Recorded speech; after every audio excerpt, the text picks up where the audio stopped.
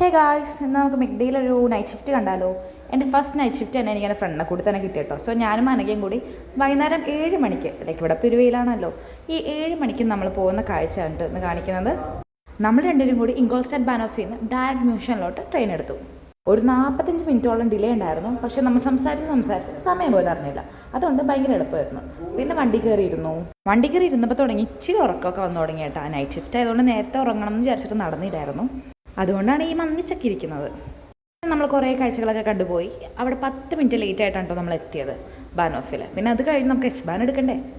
പിന്നെ ഓടിച്ചാടിപ്പോയി നമ്മുടെ എസ് ബാനും കൂടെ എടുത്തേന്നേ.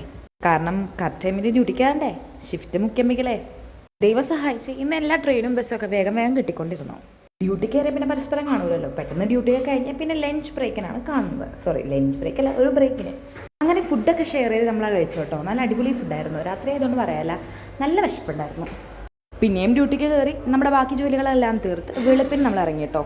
നെക്സ്റ്റ് വീഡിയോ കാണാം. ടാ.